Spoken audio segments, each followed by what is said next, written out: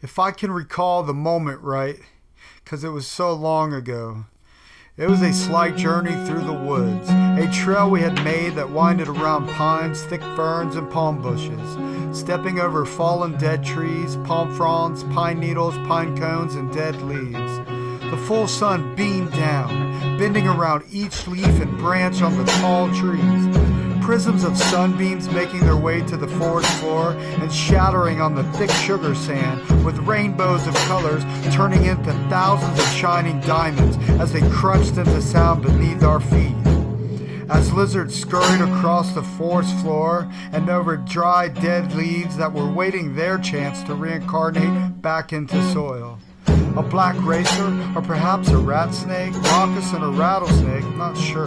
Heard but not seen, but most likely a snake. A deafening, beautiful earthly silence, where you could almost hear the sun's heat, surrounded by the sound of many songbirds as they danced on their tree limbs, squirrels gliding from tree to tree as the wind plays its instrument to the tune of a breeze. The path winds to its destination, as a slight plateau arises and a clearing in the forest allows for full visibility of the sky. Those big fluffy clouds like pillows, and a freshly washed sheet of sky laid out from the corners of each horizon. All senses becoming one with nature and exploding with joy.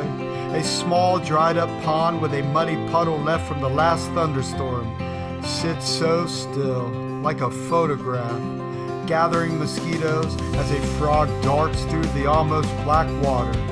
Grass and soft earth under my body. My pocket cassette player and headphones, oh man, a piece of technology way ahead of its time.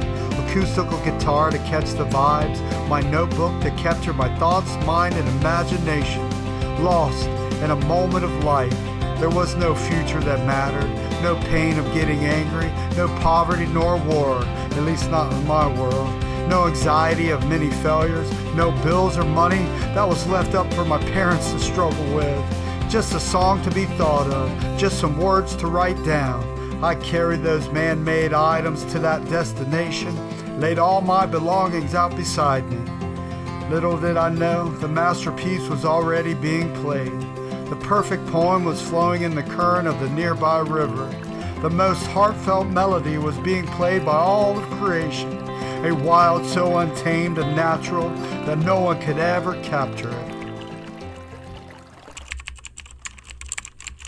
Now I calculated and computed, and then I went over it again and again in my head.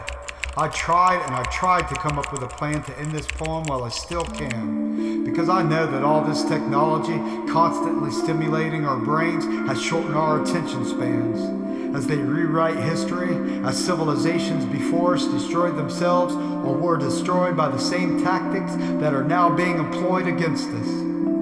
As I laid there staring off into the future, I saw pyramids and electricity, hidden knowledge summoned up to build more high-tech weapons, secret societies and blood oaths, national security state protecting classified science, oligarch elites and bankers funding experiments and programs, biochemical, transhumanism, pharmaceuticals, and the altering of DNA in the human genetic code. And as for me, I have no trust for these systems of man that once had me in a strait-jacket, strapped face down to a bed that sat in the middle of a small padded room, door locked behind them after they injected me with their medicine, walls closing in as I had to lift my face off the mattress and turn my head sideways and gasp for air, sobbing and yelling. I couldn't bring myself to calm down.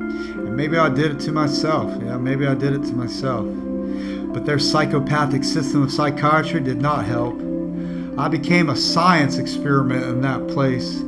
Every day a new diagnosis, every day a new medicine with new side effects. One time my whole body went into a seizure, and then the whole right side of my body was paralyzed. It hurt so bad, they had to give me another injection to stop it. It took a few hours so I could feel again, and for my face to reshape itself.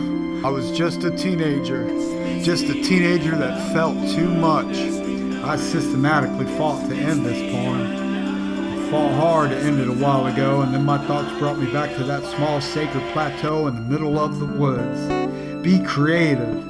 Be creative in a world. Be creative in a world system that destroys. Enjoy your life, because the kingdom is not of this world.